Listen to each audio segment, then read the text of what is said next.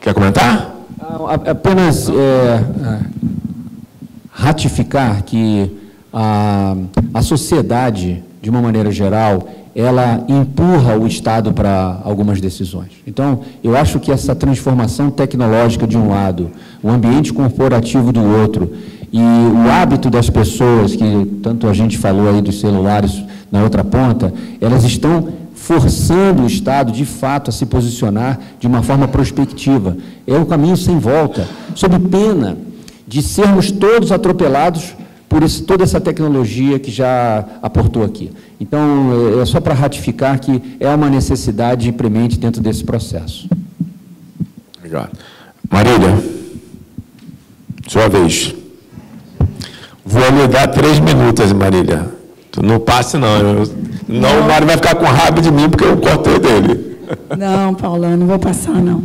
Primeiro, mais uma vez, parabenizar você pela iniciativa, Filinto e Edson, pela oportunidade de assisti-los com essa brilhante apresentação.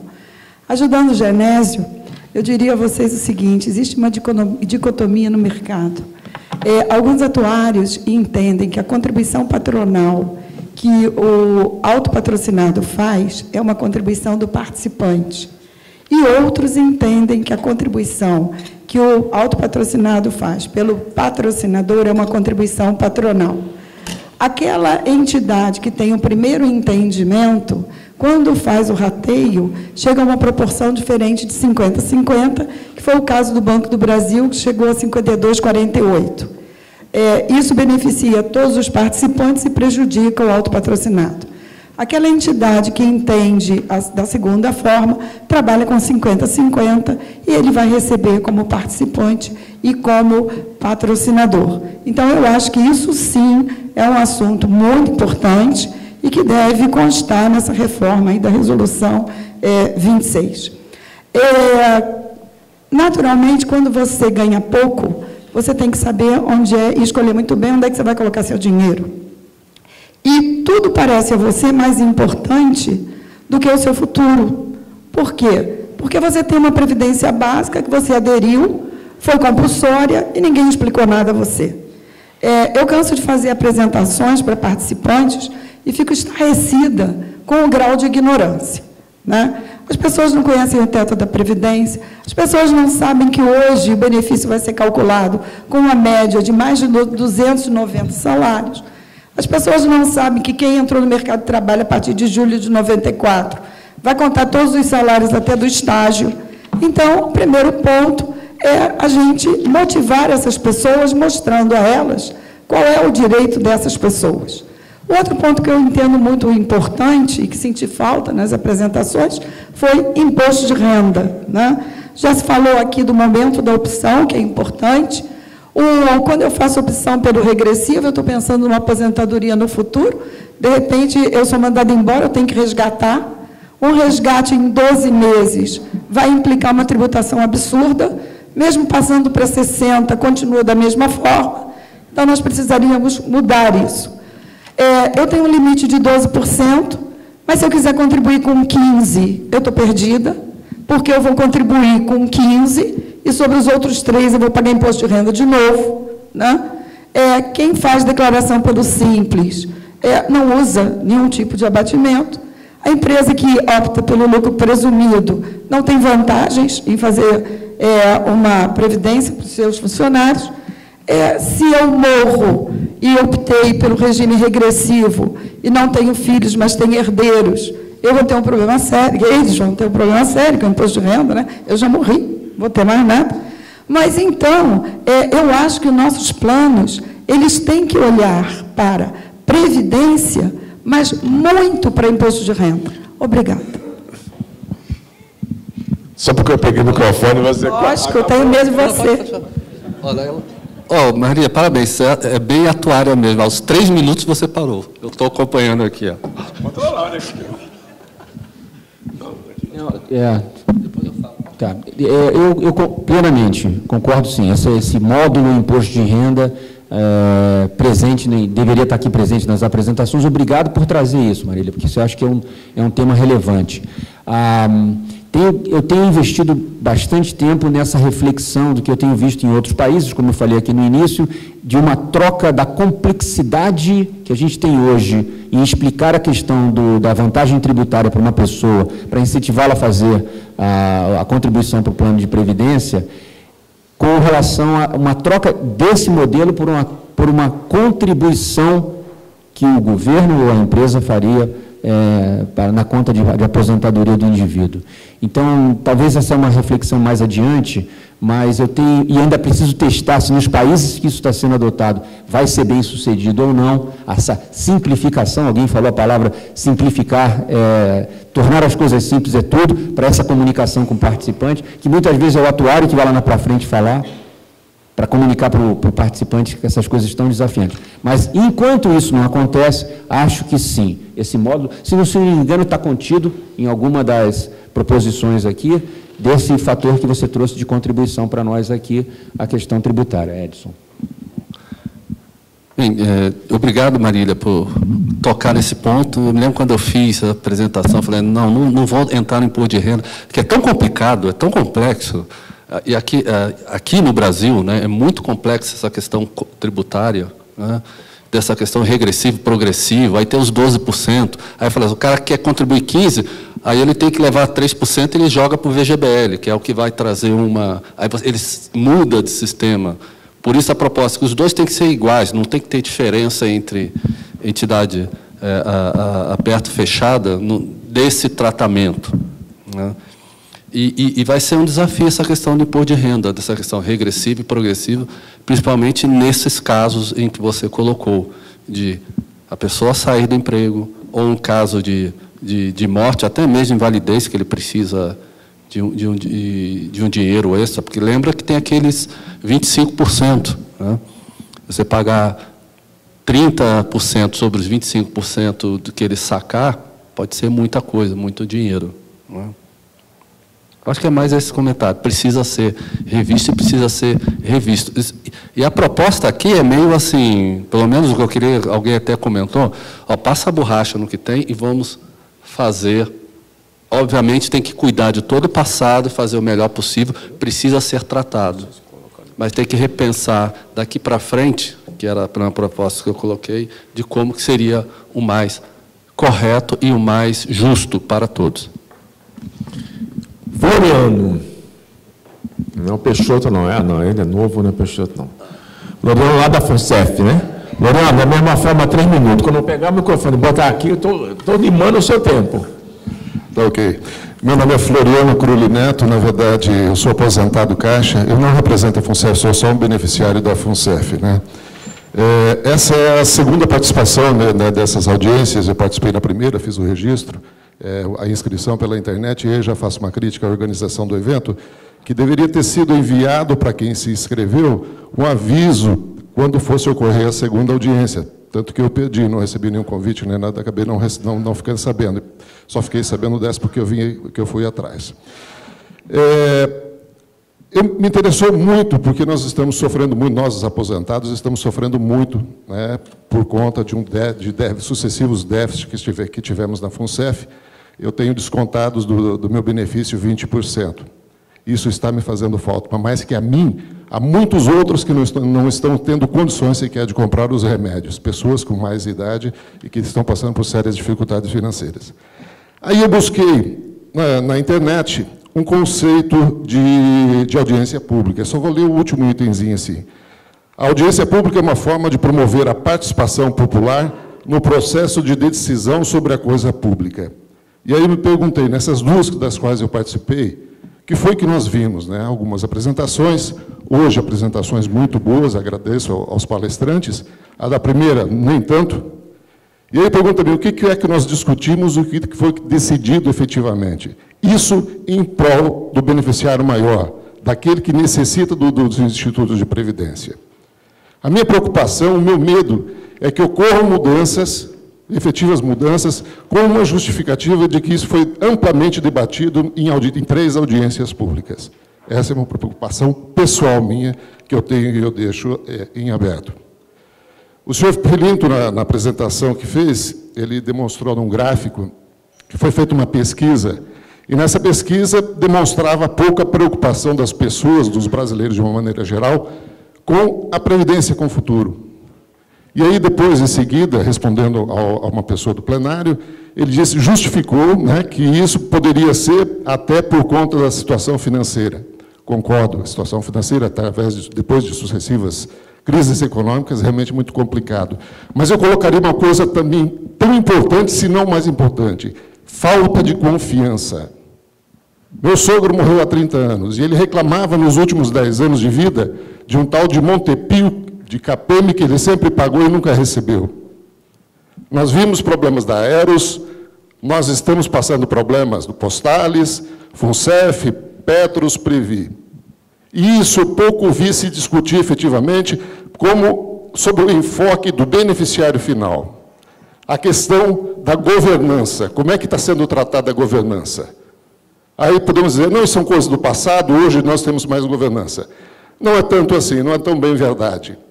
Para dar uma ideia, antes de ontem, assisti uma reunião do CRPC, onde estão sendo julgados algumas autuações de ex-administradores da Funcef, e que eles recorreram ao CRPC. Só que muito me estranhou, me indignei, na verdade, porque tem cadeira no CRPC uma entidade cujo presidente é um que está recorrendo. Como é que eu posso me julgar? Então, eu peço a vocês o seguinte, vamos pensar mais em transparência, vamos pensar e discutir mais de governança para as nossas entidades. Nós, os aposentados, esperamos mais de vocês. Bom, deixa eu fazer uma provocação, aí é direta. Tá? Todo mundo me conhece que eu não falo por meias palavras. Tá? Para mim, participante, ele tem que honrar o nome que foi dado a ele, participante, e fazer o papel dele, e não ficar como um trecho que eu odeio do nosso hino nacional. Eu sei de cor e salchado, canto de trás para frente, de olho fechado, a hora que você quiser. Quando fala deitado eternamente em berço esplêndido. A gente costumou ficar deitado eternamente em berço esplêndido, esperando que alguém fizesse por nós. Só acorda quando acontece o problema. Eu estou falando isso, que eu estou nesse regime, eu estou aí há uns 25 anos, só na Previdência Complementar. E o que eu tenho percebido ao longo desse tempo todo, todo mundo espera que alguém faça o que você tem que fazer. É igual a questão de condomínio. Está lá o prédio, aí alguém resolve, vamos fazer obra, vamos fazer uma reunião de condomínio, legal. Vai meia dúzia de 100. E depois aquilo que sai de lá, dá problema. Às vezes acontecem as coisas, ninguém quer saber. O cara passa, olha, estão fazendo uma reforma aqui. Para quê? Não sei, não interessa. Quando eu falo isso, eu digo assim, a gente precisa fazer valer o nosso papel. A legislação, ela dá algumas, e várias, para mim não, várias possibilidades de você intervir e fazer, conhecer melhor, conhecer melhor o que está fazendo. E eu percebo muitas vezes que as pessoas não fazem. Ou se fazem, se conformam com uma resposta não. Tá? Eu acho que não pode ser assim. Tá? Eu fico vendo essa questão de governança, a gente já discutiu isso muito na última reunião, né? Voltou o tema de novo, acho que é uma coisa que vai ser discutida. A gente percebe algumas coisas que aconteceram complicadas e a gente não viu os órgãos internos das entidades que tiveram aqueles problemas se manifestarem, ou pelo menos tentarem bloquear aquelas coisas ruins que estavam acontecendo. Investimentos mal feitos, investimentos em lugar que não devia. E aí alguém fala, não, mas foi decidido o voto de desempate. Não foi, não. Não foi, não, porque a gente olhou as atas. Então, no momento que a gente cobra aqui o negócio, como a Isa falou aqui, cadê a Isa? A Isa foi embora? Não, nada, foi embora. Mas quando a gente fala, é meu, faça valer que é seu. Participe junto, cobre, pergunte, queira saber. Isso faz que você entenda. Uma coisa que eu não comentei, foi até a questão, como é o nome dela? Thaís, né? Thaís, não, Tisa, comentou sobre o contrato previdenciário. Contrato tem duas partes ali envolvidas. Eles que têm que resolver o que vai acontecer. opinião do Paulo, tá? Pelo pouco que eu conheço de Previdência, não, sou criança nesse negócio, tá? Se é um contrato, as partes têm que resolver, e não alguém de fora, não terceiro ou não unilateralmente. Tá? A negociação tem que existir, as partes têm que sentar. Não é levar para a entidade para ela resolver. Vamos sentar lá, é um plano patrocinado, vamos sentar com o patrocinador e vamos negociar. Vamos discutir, ó, vai mudar. Por que vai mudar? Ó, tem que mudar, senão acaba. Então vamos chegar a uma solução melhor para todo mundo. Todo negócio não é assim? Quando você é sócio de uma empresa, está ruim, você não senta para chegar a uma solução melhor que possibilite aquilo funcionar. Então, é isso que a gente tem que fazer. Tá? É importante, é fundamental que a gente faça isso. Tá? Chegar e depois ficar só, aconteceu, eu estou sofrendo. É triste, é ruim para nós. Porque isso, quando eu chego num lugar e vou falar sobre previdência complementar, alguém pergunta, e aquele caso que aconteceu em tal lugar? E aí?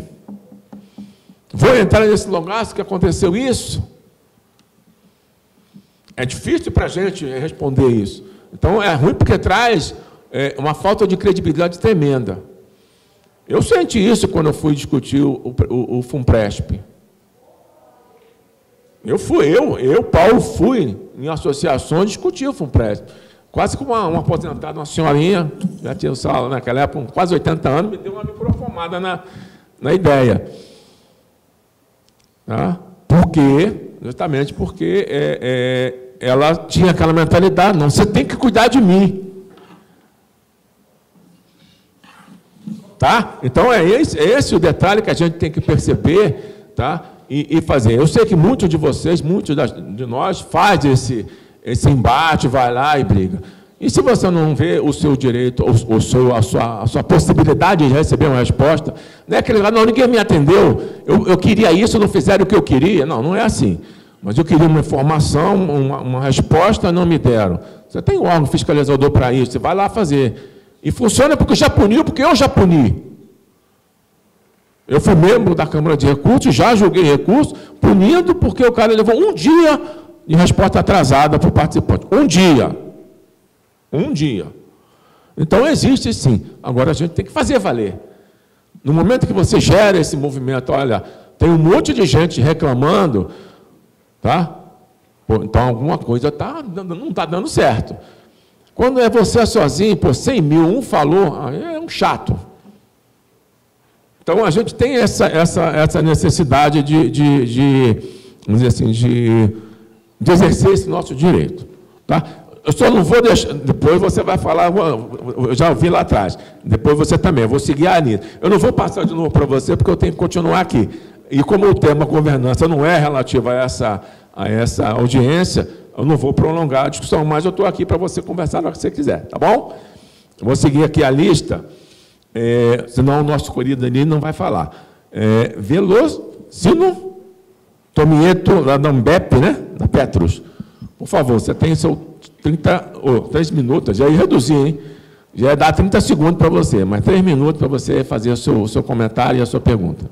Ok. Alguns comentários em função do que eu acompanhei, desde a participação presencial em quase todas as sessões da CPI, e o que está ocorrendo com os 4 fundos principais da CPI. E que hoje nós estamos sendo cobrados de uma maneira, no caso nosso da Petros, sabendo que a patrocinadora que o governo comanda e manda, a patrocinadora está cobrando da gente partes que pertencem a ela. Informações pedidas desde o presidente da Petros até a ouvidoria, inclusive ao presidente do Conselho, não tem resposta. O presidente do Conselho Fiscal disse que não podia me responder. Então, esse negócio de participação, tem que ir lá brigar, funciona. Desde que a gente tenha voz. Quando é de governo, a gente sabe que é difícil. Então, em função desses 4 fundos que estão sendo cobrados de uma maneira, eu acho, muito pesada, no nosso caso, a patrocinadora não está cumprindo com tudo o que ele devia, em cima até da Lei 109, pergunta que eu faço. perante para as novas gerações, ou milênio, como estão falando, qual é a confiabilidade que essas apresentações de fundos de pensão para eles têm, se eles olharem para esse fato que está acontecendo, que os órgãos governamentais são responsáveis para fiscalizar, e são, sim, responsáveis, sem precisar da gente estar lá para que faça isso direito. É interessante para alguém que esteja num fundo de pensão ter uma cobrança de diríamos assim, de uma multa de 50 mil reais, tendo milhões por fora. Diríamos assim, a cobrança e a punição não é feita adequadamente. Adianta nós entrarmos na justiça, se daqui a 20 anos talvez saia uma sentença, quando eu acho que o próprio governo, que é responsável por esses fundos, deveria chegar com o tribunal. Isso tem que sair em 6 meses. Em função do volume que é de 50 ou 70 bilhões de reais, quase 1 milhão de pessoas envolvidas. Então, eu faço a pergunta, vocês aí que estão propondo aí, acho muito bonito, muito bacana, qual é a confiabilidade confiável, acreditável, que está se passando para as gerações do milênio?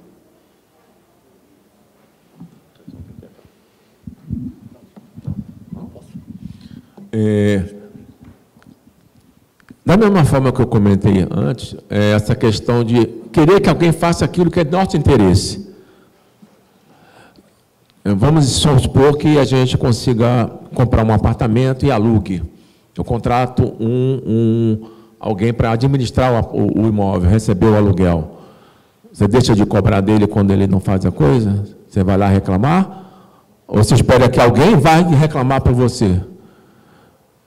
Tá? Outro detalhe que é importante, que é para isso que existe governança, as pessoas parece que não percebem, tá?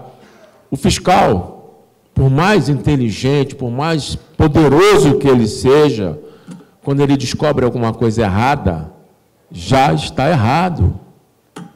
Não tem como arrumar. Se você comprou o título da Venezuela, o cara não vai te devolver o dinheiro que você comprou, ele não vai receber o título de volta. A única alternativa ao fiscalizador é multar. Agora, se durante o processo de decisão daquele investimento tivesse ocorrido essa... Você está fazendo o quê? Está aplicando a política correta? Qual foi a política que você aplicou? Ah, mas eles não dão. Peça, não deu? Aí você tem que responder, pedir... cobrar do órgão fiscalizador, olha, eu pedi e não me respondeu. Tá? O cara vai levar uma, vai levar duas, até a hora que ele vai levar uma que não vai sair de levantar mais. É isso que a gente precisa perceber. A gente espera que alguém fiscalize e descubra. A fiscalização só descobre a coisa quando a porteira já está arrombada. Não tem como voltar atrás. Raramente você consegue reverter. E não adianta chegar para a gente e dizer, olha, eu entrei com uma ação na justiça para reaver aquele investimento mal feito. Como você disse, daqui a 20 anos você recebe. Então, Inês é morta. O interessante é, durante o processo, todos que possam participar, que estão no dia a dia, fazerem esse acompanhamento e esse interesse em saber o que está acontecendo para evitar que não aconteça. Porque se deixar rolar e depois, ninguém olhou, não vai adiantar nada. Tá? Credibilidade é um processo. Quando a gente discute o fundo de pensão e vê que em 300 entidades, 4, tudo bem que são 4 gigantes, mas 4 tiveram problemas, tá? Você pode dizer que o negócio não presta? E o pior, quando as 4 se concentram em determinado segmento, a gente sabe disso. Eu não posso dizer que o resto não é bom. Todo lugar tem um desvio? Todo lugar tem um desvio. A gente sabe disso. Nada é perfeito, infelizmente, né? Tá? Então, a gente precisa desse trabalho. O trabalho nosso de cobrar, de insistir para que haja esse acompanhamento por parte dos participantes, que eles têm o direito de receber informação. A gente tem que dar esse poder a ele, porque está na Constituição e está na lei. É direito dele. Se não fizer, ele vai ser, quem não fez vai ser responsabilizado por isso. Agora, fez uma vez, o cara não respondeu, você... deixa para lá. Dá muito trabalho reclamar. Espera que um dia alguém vai fiscalizar, vou fazer uma denúncia. não surte o efeito de você estar ali no dia a dia, pegando no pé. Tá? O dirigente está ali, ele tem que saber que o dinheiro não é dele, e ele tem que responder, sim, àquelas pessoas que confiaram nele para gerir aquilo. Não é que ele seja eu sou o dirigente do maior fundo de pensão do Brasil. Posso fazer tudo. Não pode, não. Vocês têm que exigir esse direito de vocês. Isso vai trazer credibilidade. Quando a gente olha o todo e vê que, não gosto desse termo, um ponto fora da curva, mas 3 ou 4 fizeram bobagem, os outros 300 estão funcionando normal, pagam o benefício bonitinho, tem um ou outro problema normal, mas está tudo dentro do normal, da regularidade, a gente não pode dizer que o negócio é ruim. Agora, se a gente usar as exceções para generalizar, a gente já está jogando tudo no lixo. Eu acredito que a gente confiou no regime lá em 77, eu vejo vocês já devem ter algum tempo lá, né? O nosso bigode branco aqui já mostra que a gente já teve um tempinho de estrada, então vocês confiaram lá atrás. Tem o direito, sim, de cobrar. E essa confiança é que tem que ser passada para as próximas gerações. É uma coisa que funciona. Tem desvio? Tem. Quando tem desvio, é cobrado. O negócio é evitar que o desvio seja um desvio complicado. E aí traz aquele problema, né? A gente vê, fundo de pensão não é aquele negócio de ficar jogando com a sorte. Eu tenho uma entidade que está com déficit há 5 anos. Aí fica empurrando com a barriga. Vai melhorar. É igual o prefeito em final de mandato. Vai melhorar. Vai melhorar. Vai melhorar. E a coisa está, e o buraco na rua está crescendo. Daqui a pouco vira uma cratera, aí complicou, meu amigo. Para virar uma cratera, vai ter que fazer uma obra, fazer uma licitação para cobrir o buraco. E aí, isso custa. Mas no momento que o negócio é pequenino, vamos arrumar agora. Tem uma piada, não vou nem caracterizar como esse ou aquele grupo, mas que tinha lá um trem que atropelou um cidadão, e aí ele foi recuperar, e estava na casa de um amigo se recuperando, e um belo dia o amigo insistiu para que ele ficasse lá, porque era mais perto da fisioterapia, aquelas coisas todas, e aí o rapaz estava lá, o dono da casa lá, tomando café, de repente escuta tiro dentro da casa. Aí sai desesperado, porque tinha criança dentro da casa. Quando chega lá, vê um jovem, um garotinho brincando, hoje nem tem mais aquele negócio do ferrorama, né? A gente tinha aquele ferrorama, aquele trenzinho, e está lá o cidadão com a arma na mão, dando um tiro no trem. E aí o dono da casa brigou com ele, xingou, e falou assim, rapaz, como é que está fazendo isso?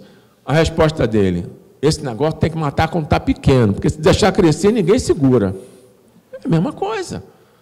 Prudência é um nome fundamental para fundo de pensão. Aconteceu um negócio, arruma. Não espere para depois, não empurra com a barriga. Porque ao empurrar com a barriga, a tendência é que o negócio aumentar e vira uma coisa descontrolável. Infelizmente, quem está naquele ambiente vai ser responsabilizado por isso. Responsabilizado por punição, se for o caso, mas o pior, vai ter que tirar dinheiro do bolso ou deixar de receber para cobrir. Então, esse é o comentário que eu faço a respeito. Vai ser falando algum? Vou ser mais breve que você, Paulo. Eu acho que, quando fala do conceito de ponto fora da curva, como foi colocado aqui, sim, é um ponto fora da curva, não deve servir como influenciar toda a indústria e tudo mais, mas o ponto fora da curva é notícia de jornal, e a notícia de jornal influencia o comportamento da nova geração. Isso é um fato. Então, para que isso aconteça de uma forma adequada, sim, o órgão regulador tem que agir com diligência, sim, o judiciário tem que agir num prazo curto, para que a sociedade receba de volta aquilo que, de fato, é esperado desses agentes, né, para que o mercado possa crescer. E eu vou rapidamente usar um exemplo da década de 90, onde eu estive visitando e ajudei a criar muitos fundos de pensão na região sul do Brasil, muitos fundos, no exterior do Rio Grande do Sul e Santa Catarina. E naquela ocasião, na década de 90, ainda a sociedade ficava com uma imagem, e o empresário local brasileiro, uma resistência de implantar plano de previdência por conta da experiência mal sucedida dos Montepios. E a história do Montepio, que eu precisava recontar para essas pessoas, para ir para um estágio avançado de discussão da implantação de um plano, porque eu não podia começar nenhuma conversa, porque isso já servia como um motivo para a conversa não evoluir, era o seguinte: nós tivemos uma questão de um contrato firmado entre duas partes que não continha correção monetária. De um lado o Montepio, do outro lado o participante, a correção monetária não existia nesse contrato. E com a evolução da inflação, o Montepio, do seu lado, dizia: cara, eu vou te pagar de volta a contribuição sem correção monetária. Por quê? Porque eu estou baseado no contrato que você assinou. E o indivíduo, do outro lado, dizia: eu estou me sentindo lesado, o meu dinheiro virou pó. Quantas vezes a gente ouviu falar sobre isso? Então, isso foi para a imprensa. Isso é notícia de jornal. Essa questão do contrato que foi firmado lá atrás, que não foi refeito, acabou gerando esse ambiente. E esse ambiente influenciou no pensamento do empresário de não implantar planos de previdência. Então, isso tudo, ponto fora da curva ou não, precisa de uma resposta do órgão regulador e do judiciário, quando acionado, para que a sociedade possa avançar, para que essa geração possa ter o plano de previdência que ela tanto deseja. Newton, lá da subsecretaria. 3 minutos, Newton.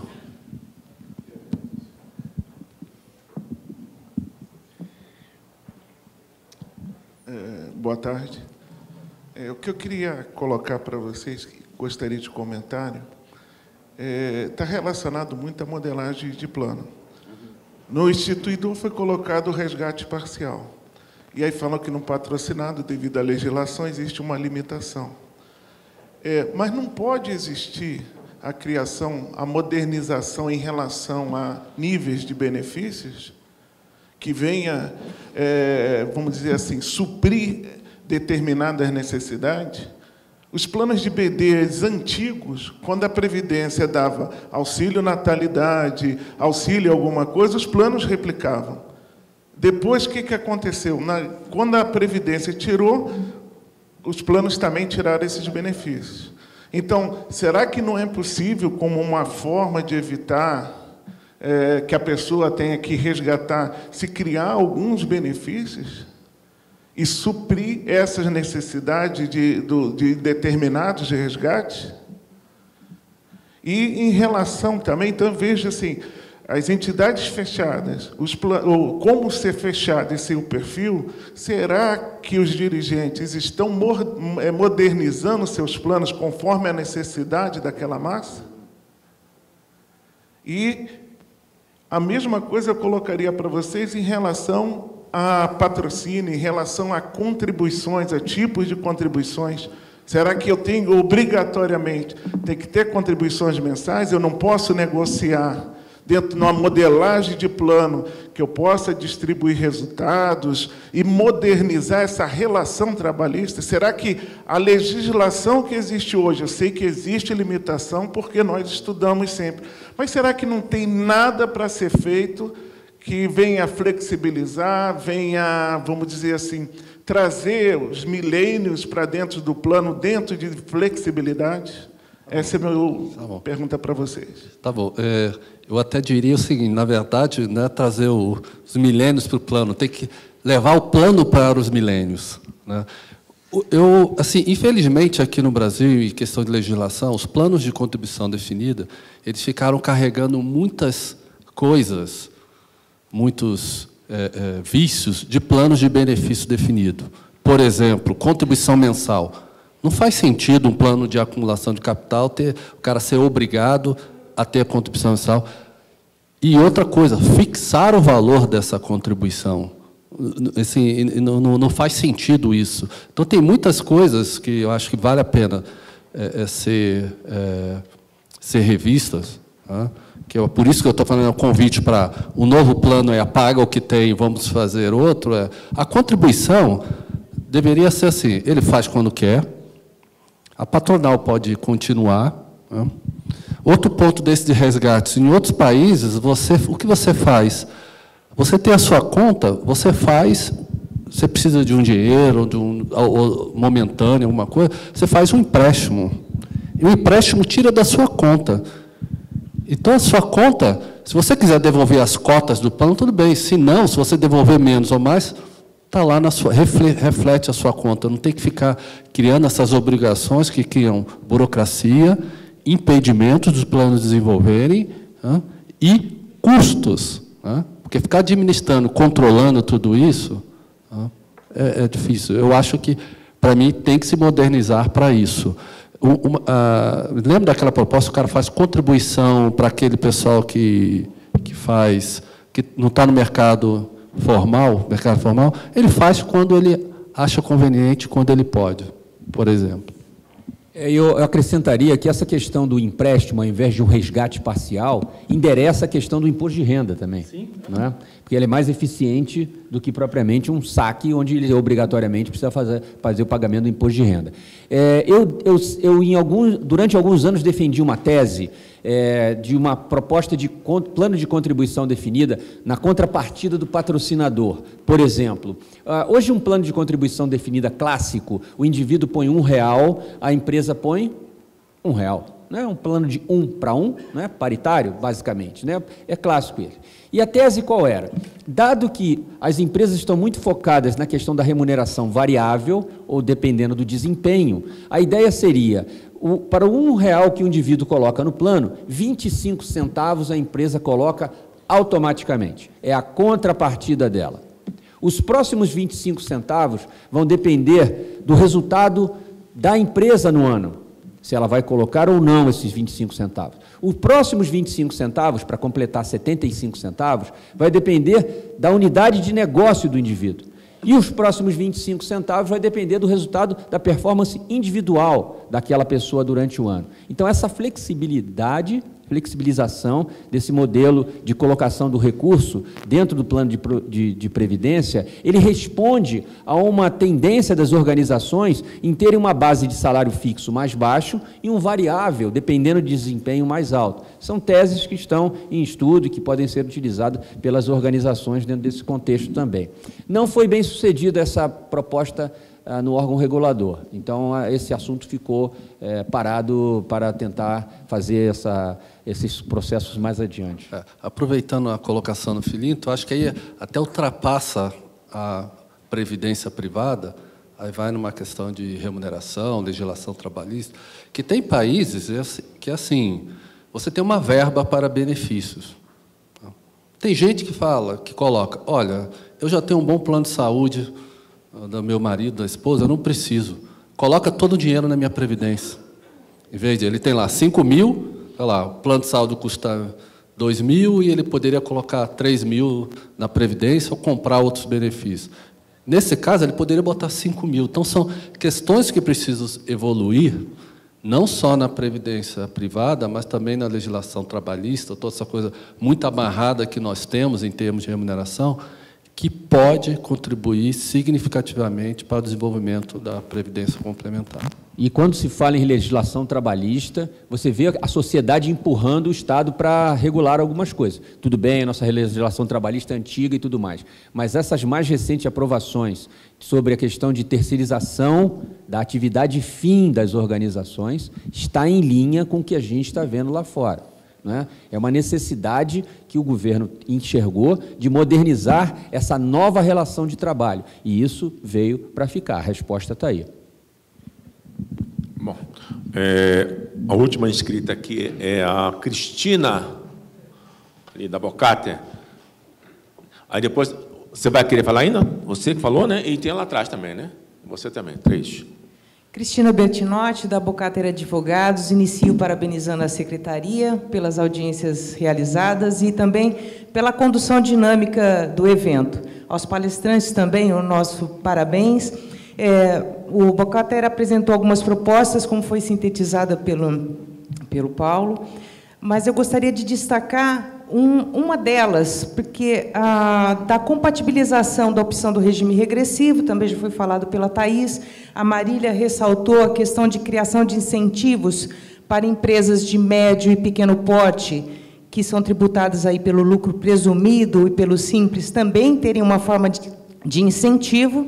E a nossa outra ideia e comentário vem um pouco atrelada, vem o outro lado da moeda. Quando a gente está falando de atratividade de ingresso no plano, a gente está falando de flexibilização, falamos muito aqui de possibilidade de resgate, mas também usando a questão tributária, nós imaginamos, ou seja, paralelo, também como atrativo, a permanência dos participantes no plano. Então, imaginamos aí a criação de um coeficiente redutor de alíquota nesse regime regressivo, que é, como comentamos aqui, necessita de um aperfeiçoamento, né? Parece que isso é um pensamento comum.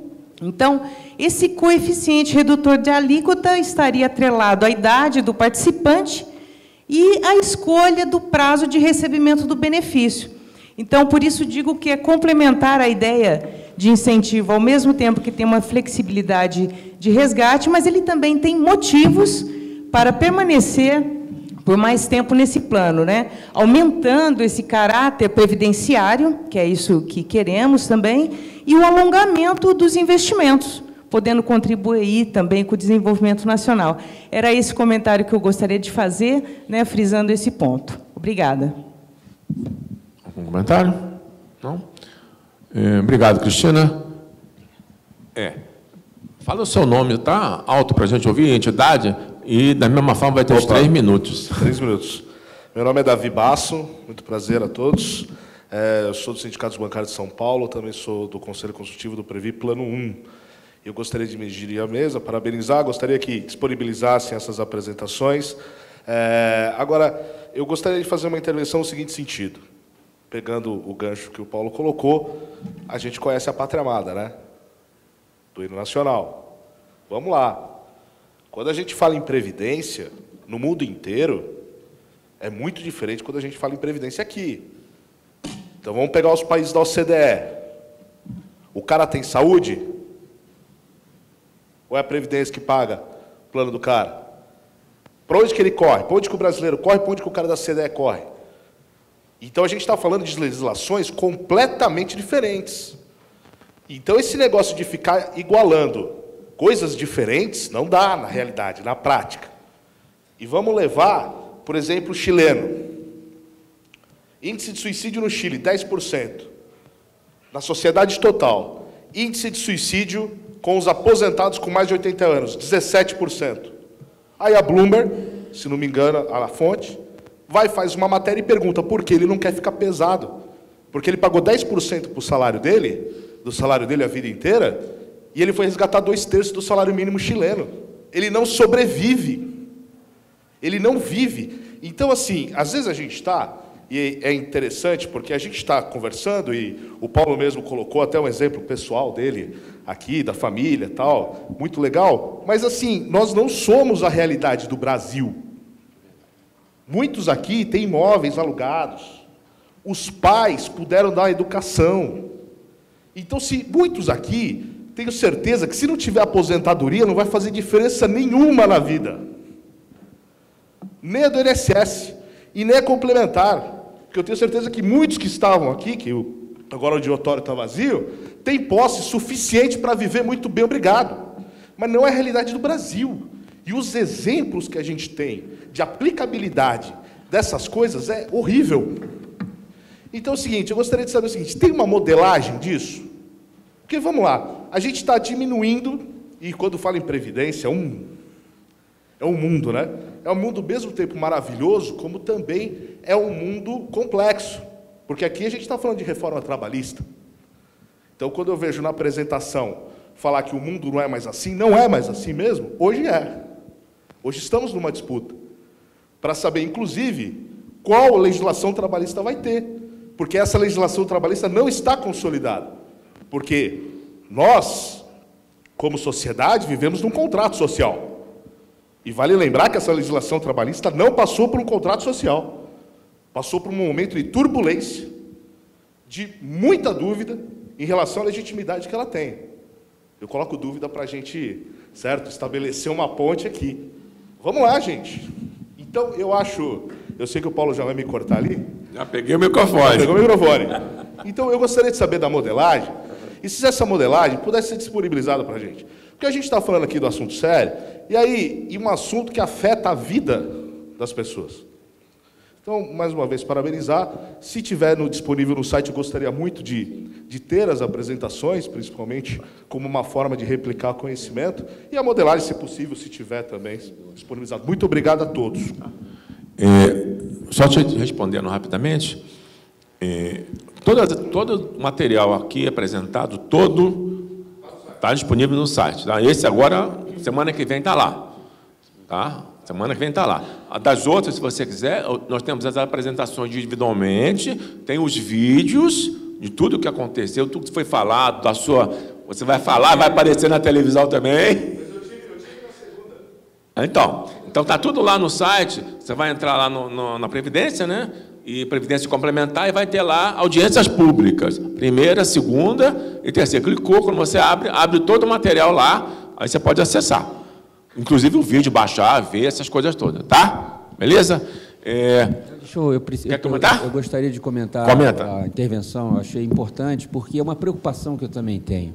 E toda vez que eu endereço esse olhar do alcance da previdência complementar dentro da nossa população, eu sou obrigado a me reeducar e lembrar da questão dos pilares, né? Porque quando você olha o pilar número 1, que é o Estado cuidando da previdência básica, esse lugar onde você trouxe esse debate, essa reflexão, eu acho que aqui é uma questão mais do Estado, não é? Olhar para uma população que talvez não vai ter a mesma condição que a nossa geração aqui tem, empregado, de estar no segundo pilar, que é um plano patrocinado, né? Onde você tem uma relação de emprego que lhe permite ter uma previdência complementar. E a terceiro pilar, que é o indivíduo que faz um esforço adicional sozinho, sem a participação do empregador dentro desse processo. Então, a única coisa que me conforta um pouco é de acreditar que o Estado, no primeiro pilar, é capaz de suprir uma necessidade básica de subsistência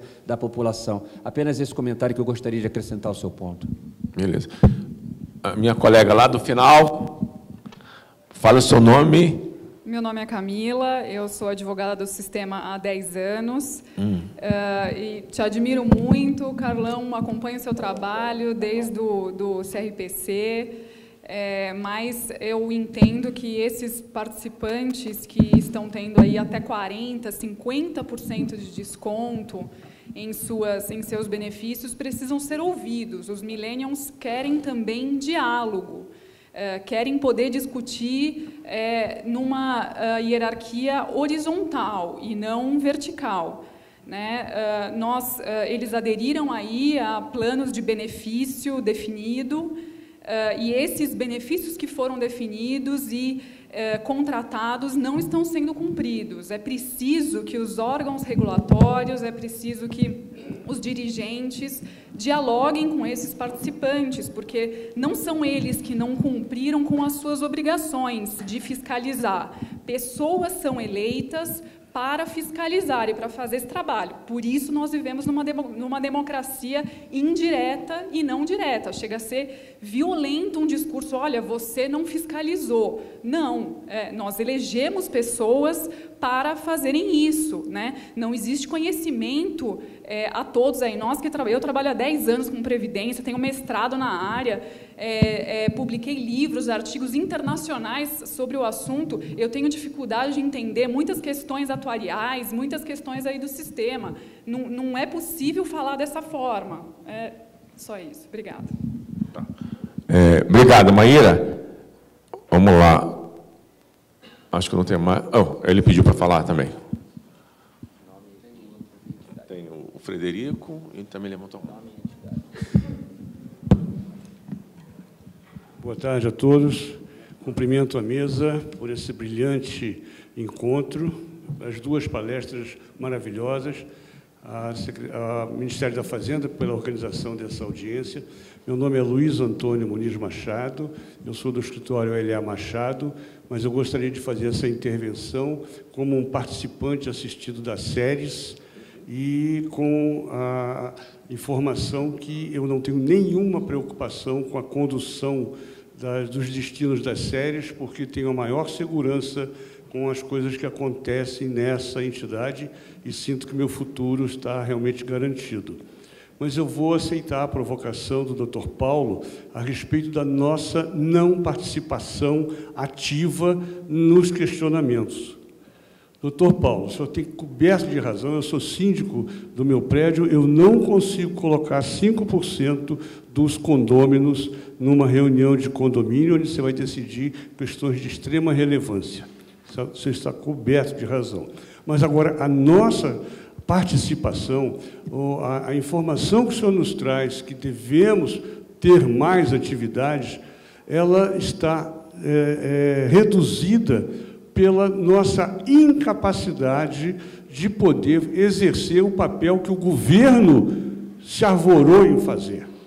A lei complementar determina que um órgão governamental vai exercer a fiscalização, a supervisão, a orientação. Ele não nos passou essa incumbência, nem viabilizou o nosso poder de polícia. Então, o que nós sentimos é que nós não estamos omissos no exercício da nossa missão de fiscalização. Nós não temos como. Se há uma proposta para essa missão, por favor, leve ao governo a proposta de que ele abdique desse direito e nos transfira. Eu não posso falar pelas organizações que estão aqui.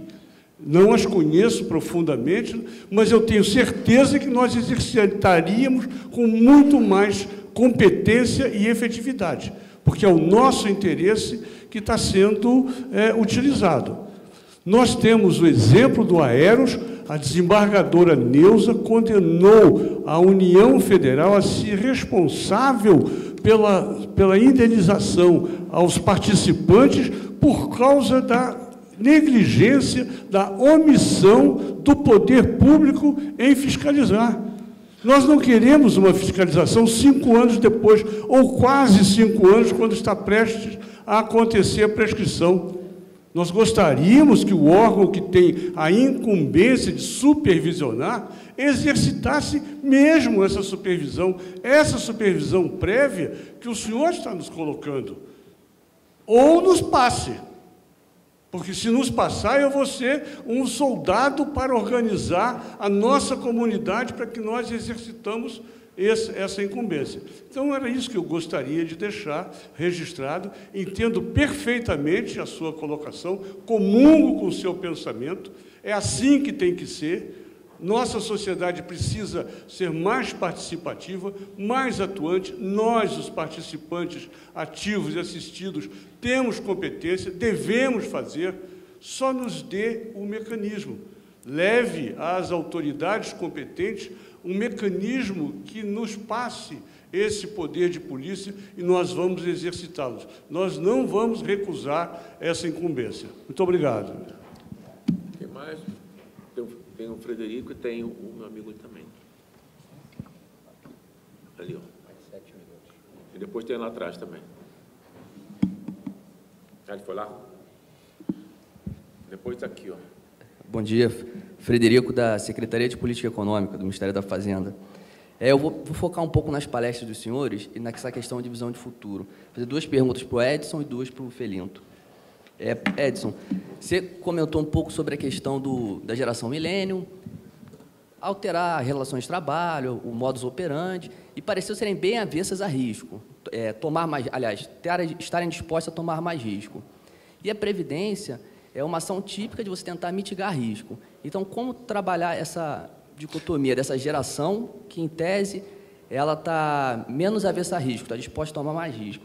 E a segunda pergunta é a questão da decisão do investimento. Se não traz algum risco no sentido de que eu estou dando uma oportunidade, mas será que essas pessoas têm a capacidade para decidir o investimento? Então, seriam essas 2 perguntas. Eu faço as outras antes ou... Acho que melhor, senão depois eu vou esquecer o que você me perguntar. Não, deixa ele fazer em 2 partes, Paula, por favor. Porque depois eu vou esquecer o que ele vai falar. Eu já estou esquecendo a primeira. Vai lá. A primeira seria o caso, uma geração que está bem disposta a tomar risco, como que essa geração milênio a gente vai incentivar a ter uma decisão de previdência, de precaução? Olha, assim, lembra que eu coloquei que tinha que ser investimentos com cunho previdencial? E, pelo menos na minha visão, plano de previdência, ele tem risco. Não tem como. A questão é se ele está sendo bem gerenciado. Esse é o ponto. É um negócio de risco. Você pode acertar ou pode errar. Se você sabe desde o início que isso pode acontecer, e essa geração, ela entende isso. Tá? Para algumas outras, acho que isso é um pouco mais difícil. Mas a gente precisa entender que tem risco e que pode acontecer. Mas o primeiro ponto é, os fundos têm que ter cunho previdenciário, eles têm que ter esses pontos. Na segunda pergunta, sobre esse risco, por isso que eu falei, tem que disponibilizar ferramentas, tá? Para que ele possa, de uma forma cognitiva, visual, gráfica, e eu até diria, né, porque essa geração adora GIF, né, aquela coisa com movimento assim, eles preferem isso a palavras, né? Se você disponibilizar ferramentas que o ajudem a tomar decisão de investimento, que ele consegue enxergar, eu arrisco mais, tenho um benefício maior, mas eu tenho um risco desse tamanho, que muitas vezes simuladores, eles só mostram o lado bom. Se aumentar a taxa de juros, aumenta o benefício, é claro, mas ele não mostra o lado do que pode acontecer, ele não te dá a dimensão do risco. Nós, lá na empresa, nós desenvolvemos simuladores que mostram isso, que é para justamente essa nossa visão, que é importante, e que a própria Previc já está querendo atuar, que é o suitability. O suitability de fundos, de fundos de investimento, dessa parte toda, quando você entra no seguro de vida, não é dizer lá, aquela pergunta, você gosta de assumir risco? Você gosta de perder dinheiro? Tem aquelas coisas. Você assumiria risco para ganhar 50% mais? Aí o cara fala assim. Então, ele tem que ver na hora lá o quanto é o efeito numérico. O seu benefício pode ser 5, mas também ele pode cair para 3. Assim pode como chegar a 7. Se eu correr mais risco, ele pode chegar a 6. Putz, mas ele cai lá embaixo, tem o risco de ser 2. Então, é muito mais... E essa geração ele gosta de ter informação, gosta de participar, e ele quer instrumentos para ajudá-lo. Eu acrescentaria 2 comentários em relação a essa questão. Eu li recentemente um paper da Legg Mason, uma grande casa de asset que administra recursos no mundo inteiro. E eles estavam mostrando uma estatística mostrando que essa geração milênio terá até 2020, já tem hoje, alguma coisa perto de 20 trilhões de dólares de recursos aplicados. A geração milênio tem 20 trilhões de dólares de recursos aplicados. E essa pessoa que está fazendo um investimento hoje, seja ele qual for, ele provavelmente já recebeu um assessment para verificar o seu apetite ou não a risco, né? Então, esse processo educativo já começou, já está nas instituições financeiras, bem ou mal feito está acontecendo. E se espalha pelo Facebook, pelo WhatsApp, assim, e de repente todo mundo já sabe, todo mundo já testou, já usou, já deu opinião, aí todo mundo sabe qual serve, qual não serve, qual que é bom.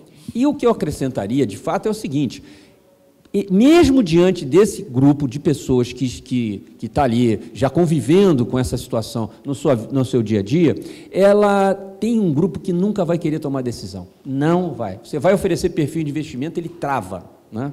Ele não quer tomar decisão.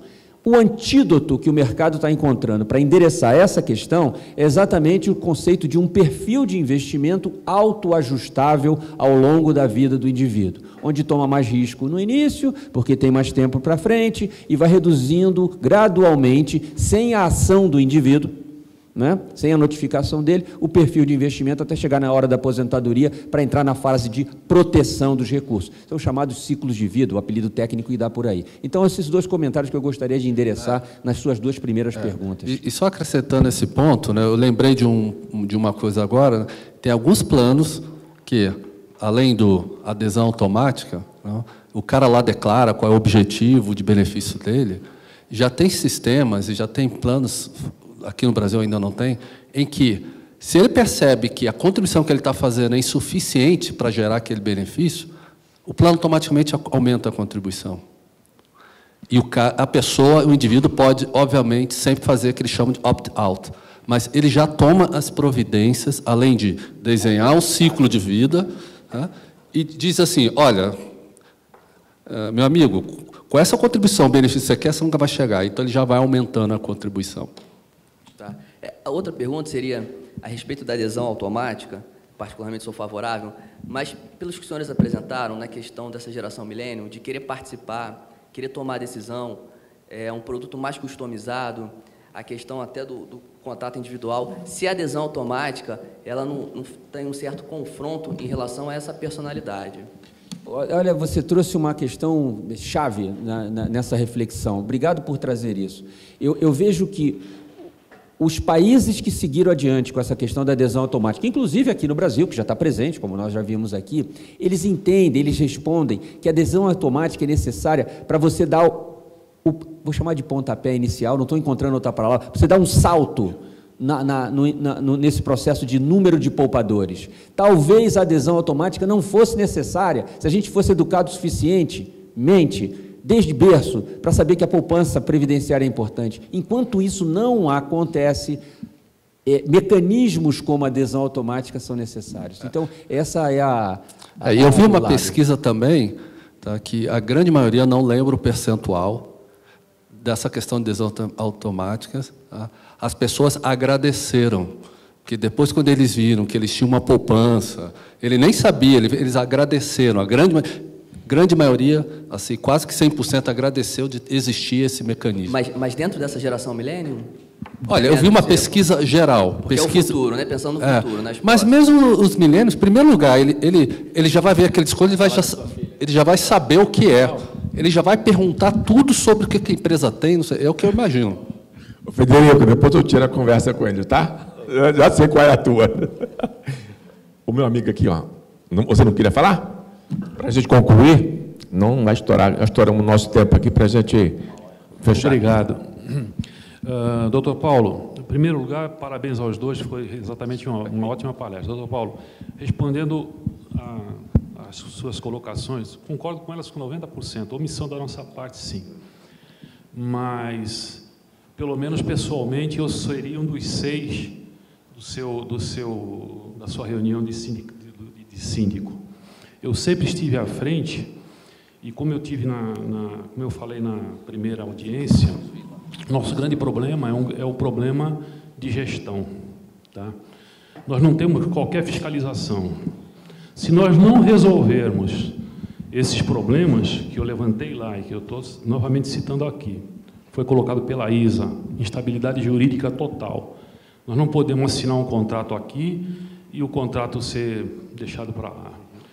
Outro detalhe importante, ontem eu estive no TCU, levando mais informações, por conta de uma publicação que foi colocada, que o TCU agora está em cima da CVM, que é um dos fiscalizadores dos meus... Eu sou investidor, eu não sou assistido, eu sou investidor. Então, os meus investimentos eles foram solapados sob os olhares contemplativos da CVM, e eu acusei. E eles simplesmente falaram que nada tinha a ver. Agora eles estão sendo pegos. Isso, nos Estados Unidos, jamais aconteceria. A SEC lá não faz isso. Aqui, a CVM, se fosse atuar eles estariam todos presos. Ao mesmo tempo, eu não sei se tem alguém daqui da Previc, a Previc é outra. Nos Estados Unidos, do porteiro para cima, todo mundo estaria preso pelo que aconteceu nos fundos de pensão, porque eles foram alertados. Ainda hoje, eu citei a questão da transparência na primeira audiência, que continua sendo, simplesmente não existe transparência. De lá para cá, o meu presidente da Petros pediu demissão, saiu para outro fundo. Ele simplesmente tirou mais informação daquilo que nós já tínhamos. E a Previc está calada. E eu reclamei isso para a Previc. Então, como eu vou vigiar o meu fundo se eu não tenho acesso à informação básica? Não dá. Então, nós vivemos o problema da Montepio, não resolvemos o problema. Surgiu o BD, não resolvemos o problema. E estamos criando uma outra coisa que mais adiante vai surgir picareta. Se a gente não resolver agora, vai voltar... É aquilo que eu falei anteriormente. Vai voltar a mesma situação. Ok. Bom, gente, obrigado. Eu vou concluir aqui nossa conversa. Só queria... Um minuto, eu vou fazer um comentário. Olha só. Vamos partir da nossa Constituição. Nossa Constituição define que nosso regime é privado, contratual, certo? Entre outras coisas. Ao ser privado e contratual, fica claro que nesse contrato tem partes que têm obrigações e direitos, como qualquer contrato, certo? E, como qualquer membro de contrato, qualquer parte de contrato, você tem direito de exigir o cumprimento do contrato, de pedir informações relativas ao cumprimento do contrato. Tá? Quando a gente fala que o grupo de participantes, ou a maioria, deve fazer esse trabalho de exercer o direito com base neste contrato, que é direito deles. Porque, senão, diz assim, é tudo público, o governo faz tudo e ponto final. Inclusive, administra. Tá? Então, quando eu digo que é uma coisa contratual, eu particularmente, entendo, quando eu leio, por exemplo, a 109, a 108 lá, quando diz lá que é o único lugar, a única norma das duas que tem atribuições do Conselho Deliberativo, quando fala lá que é decidir sobre, deliberar sobre alteração de estatuto, de regulamento, eu não entendo que ali é imposição. A entidade cabe olhar se aquela alteração atende ao que é previsto na legislação. Tem impacto atuarial? Tem ou não tem? Quem vai pagar? Isso ou aquilo. Mas esse aqui, essa forma de pagamento é atendida pela legislação, ou é coberta pela legislação? Tá. Não, não é. Então, arruma. Não cabe, no meu entendimento, não cabe ao Conselho Deliberativo decidir, eu vou mudar o regulamento para aumentar benefício, ou para reduzir benefício, ou para aumentar a contribuição. Isso é uma coisa que tem que decidir entre as partes, porque o contrato é feito entre o participante e a patrocinadora. A entidade é administradora e, como tal, não cabe a ela fazer isso. É a mesma coisa do exemplo que eu dou sempre para o pessoal que trabalha comigo, diz assim, eu tenho um imóvel e alugo, aí tem um administrador do imóvel. Aí, como eu sou chato, eu digo assim, eu quero que quem alugue, todo ano, pinta o imóvel e não quero que leve cachorro para dentro bicho para dentro do imóvel. O imóvel é meu, a minha condição é esta. Como contrapartida, né, para eu ser tão chato assim, a pessoa, para aceitar isso, vai pagar um preço menor. Então, combino que, em vez de ser 1.500, vai ser 1.000. Mas tem que pintar todo ano e não pode ter bicho lá dentro. O cara vai e aluga com alguém. No meio do caminho, esse alguém ganhou um cachorro, ganhou um gato, um hamster, o que você acha? Ou olhou assim e falou, não, está muito limpinho, não vou pintar de novo não. Aí conversa com o administrador e ele concorda. Ele não pode fazer isso, porque o contrato de aluguel é entre eu e a pessoa. Ele apenas faz cumprir o contrato. Então, essa a força que eu acho que o participante tem. Como parte de um contrato, exigir o cumprimento daquilo e, como muitas entidades que ele é membro da entidade, tá, fazer valer o direito dele de também fiscalizar. Quando eu falo da fiscalização, gente, o fiscal só encontra alguma coisa que está errado. Você só sabe se a coisa está errada depois que ela foi feita. Então, se a gente achar que, mesmo na supervisão, né, que seja uma coisa mais contínua, você vai impedir que alguém faça alguma coisa errada, isso é uma coisa que não acontece. É preciso que quem está lá dentro no dia a dia, no processo do dia a dia, perceba isso. Tá? E, usando o seu direito de contratante, tá? Questione. Mudou lá a quantidade de informações. Eu sou contra. Você fez formalizou, a Previc te respondeu? Respondeu? Não? Ela tem um prazo para responder também, né? Sabe disso.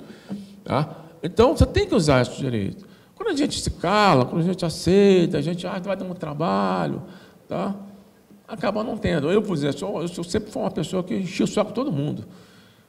Quando a Varig existia ainda, eu briguei com a Varig, não estava no gibi, eu ganhei mala. Tá? Eu paguei uma multa, uma vez, por uma passagem que eu alterei, um mês antes, mas me cobraram uma multa.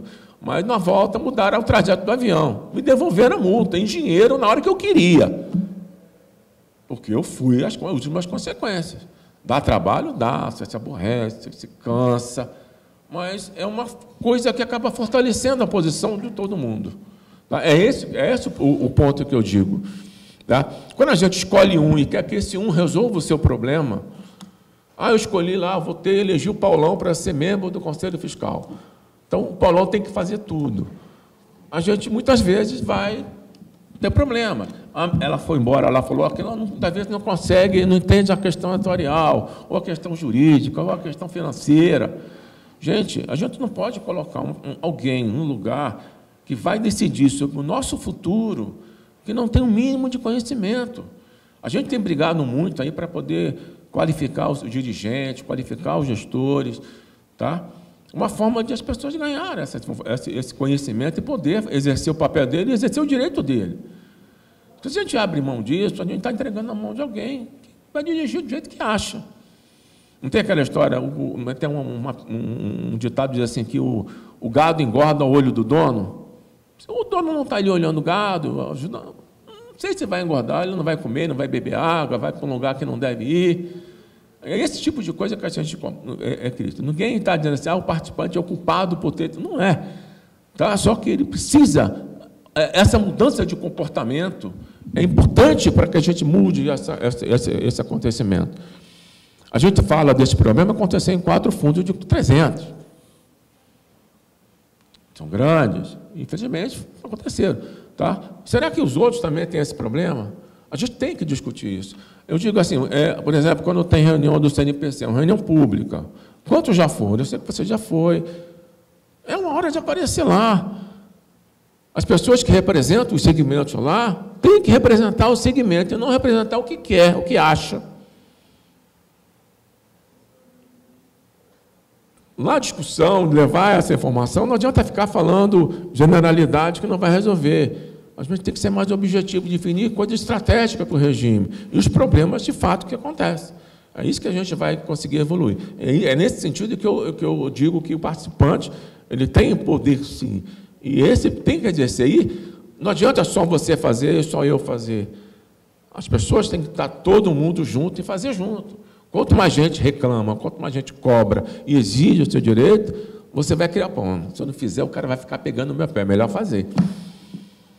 Você acaba mudando um pouco. Tá? Nesse sentido. Vou fazer uma última pergunta minha, para provocar vocês dois, e aí peço que vocês já se dispersam aqui para a gente encerrar a coisa. Quero agradecer já de antemão a paciência de vocês, de terem vindo aqui, ficar até essa hora, que mostra que realmente vocês estão interessados em resolver. Tá? Muitas mais vezes a gente precisa discutir e fazer isso. Tá bom? Na opinião de vocês dois, considerando essa questão que nós falamos, questão cultural, ou a falta de cultura previdenciária, né, de planejar, de poupar para o futuro, as atuais condições que nós temos no regime, que nós temos uma legislação constitucional, depois tem a lei complementar, a infraconstitucional. A pergunta é, para a gente poder dar um salto e dar uma melhorada e atender aquilo que a gente precisa para o futuro, é mandatório, é necessário que a gente mude, tá? Mude a legislação. Tá? Quando eu digo legislação do tipo, vou tornar o regime obrigatório para todo mundo, adesão automática obrigatória na lei e acabou. Tá? Ou isso pode ser feito de outra forma, infralegal, eu tenho que mudar a Constituição, eu preciso mudar a lei, ou o próprio CNPC tem condição de fazer isso, tá? E de forma que a gente consiga dar mais flexibilidade, simplificar tanto a gestão quanto as escolhas, como a gente tem dito, e tornar o regime mais atraente a essas pessoas que estão no futuro. Tá? Quem vai primeiro? Eu quero agradecer também o tempo de vocês, a generosidade da sua paciência. E, rapidamente, Paulo, eu acho que tudo que vier no âmbito da lei ou de normas complementares para flexibilizar essa relação, esse ambiente, essa cultura que a gente precisa desenvolver no Brasil é bem-vinda. Então, se a melhor forma é a lei, se a melhor forma são as normas, o que eu olho é flexibilização. Flexibilização em função de tudo aquilo que a gente discutiu aqui. O que vier nesse sentido é bem-vindo, essa é a minha opinião. Complementando, Finito, assim, flexibilização, simplificação. Eu acho que esse modelo que está aí hoje precisa ser simplificado. tá? É complexo. Todo mundo, quando você fala de previdência, todo mundo fala aquela coisa é complicada demais, né? Esse é um ponto, tá? E você fez a sua pergunta muito mais dentro do âmbito de previdência complementar fechada, né? E aí eu acho que do que está hoje precisa flexibilizar todos esses pontos de adesão automática, desse pedaço de resgates parciais. Dessa questão de imposto de renda, precisa simplificar para que a pessoa decida, na hora que vai receber o benefício, ele toma a decisão. Tá? Tudo isso vai simplificar a adesão, vai simplificar a vontade dele entrar. Tá? Agora, ao mesmo tempo, eu ainda advogo que um novo ser, uma nova entidade, o que quer se queira, precisa surgir para o futuro. Que não fique nessa questão fechada ou aberta, é uma nova previdência, tá? Que esteja totalmente flexível, em que o participante, eu defendo isso, ele tem o seu plano, é o plano dele, ele decide onde está o dinheiro, ele vai de uma empresa para outra, ou ele sai de uma empresa, vira freelancer, ele continua, o plano está em nome dele, ele não tem que decidir essas questões de se é autopatrocínio, se vai resgatar, se vai portar, não, está lá na conta dele. Ele arruma um contrato com uma empresa, alguma coisa, e fala, ó, desse contrato põe tantos % lá nessa minha conta, sabe? Ou a nova empresa, está aqui o meu plano, você passa a depositar lá. E onde ele estiver, ele tem acesso, ele pode fazer e ele toma a decisão. Para mim, tem que dar esse empoderamento ao participante, obviamente acompanhado de muita educação previdenciária e de muita, vai ter ser um grande esforço de fazer com que as pessoas tenham interesse. E eles vão ter interesse, assim, eu só colocando assim, eu acho que a gente precisa direcionar, mudar um pouco. Você precisa de um plano de previdência? Não, você vai ter que, ele vai ter que perceber. A mudança é, você quer um plano de previdência. Ele vai dizer, não é que eu preciso, é porque eu quero. Eu acho que esse é o grande desafio que a gente tem para fazer crescer a previdência. Tá, obrigado, Ed, obrigado, Finito. Vocês, como sempre, arrasam aqui quando a gente está junto, quando a gente está discutindo previdência, até pela experiência. Esse aqui foi meu professor lá hoje, mais novo que eu, mas foi meu professor. A gente sempre aprende com gente nova também, tá vendo? Mais novo, é careca, mas é mais novo do que eu. Então, gente, agradeço a vocês. O fato da gente fazer audiência não significa que só em audiência que a gente receba a contribuição, receba a proposta, até visitas. Então, a porta lá fica fechada porque eu gosto de ficar no gelado, né? Mas vocês estão convidados, sempre que quiserem lá conversar, fazer qualquer tipo de sugestão, tá? Estão convidados. Eu estou ali, o meu proletário está falando, olha, fala para a gente, fala para ele que tem um aplicativo no celular, já viu que a nossa legislação hoje está no celular, atualizada, tanto no iPhone quanto no Android? Só tinha no Android agora. Tá, então você pode entrar lá na loja das duas marcas lá, sei lá como é o nome, e acessar, e não precisa carregar o livrão lá, pode carregar o celular, que está tudo dentro do celular, como disse, a vida está no celular. E a Previdência também está cabendo. Logicamente que a gente tem um objetivo de simplificar. Tá? Então, agradeço mais uma vez e espero mais contribuições, não só sobre esse tema, como outros, e visita para a gente bater papo. Tá bom? Bater papo e ouvir vocês.